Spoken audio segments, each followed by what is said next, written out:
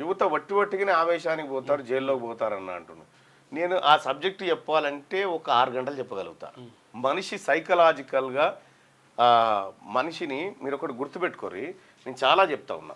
మనిషి ఎంత వీక్తో ఉంటాడంటే, సపోజ్ ఇక్కడ సుదర్శన్ నాతో ఉన్నాడు, సుదర్శన్ నాకు ఎదురుపడ్డాడు, ఆయన యాక్టివ్గా ఉన్నాడు, ఆరోగ్యంగా ఉన్నాడు, సంపూర్ణ ఆరోగ్యంతో ఉన్నటువంటి సుదర్శన్ని వీక్ ఎలా చేయొచ్చు అంటే అతన్ని హాస్పిటల్లో పడేటట్టు ఎట్లా చేయొచ్చు అంటే ఫస్ట్ నేను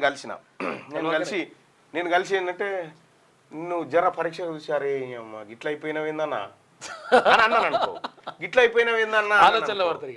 అప్పుడు సుదర్శన్ ఏమంటాడు, ఏడు పిచ్చోడు ఉన్నట్టుంటాడు, నాకేమేదరా నేను మంచిగానే ఉన్నా అని అనుకుంటాడు.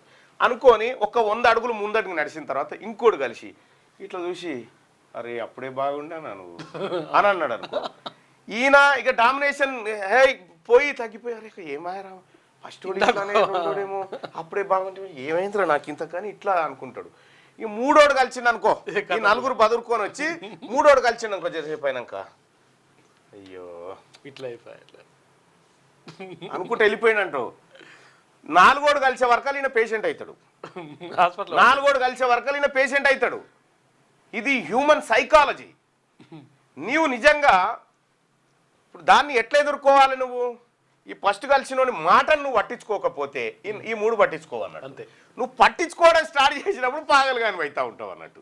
ఇక్కడ ఇప్పుడు మీరు ఇదే కార్యక్రమం అవుతుంది. మీరు మనిషిని చూడండి, ఇప్పుడు నేను సుదర్శన్ చెప్పిన కదా, 4వ మనిషి కలిసే వరకలా ఆరోగ్యవంతుడు పేషెంట్ ఎట్లా అవుతాడు అనేది ఇప్పుడు మీకు చెప్పిన కదా.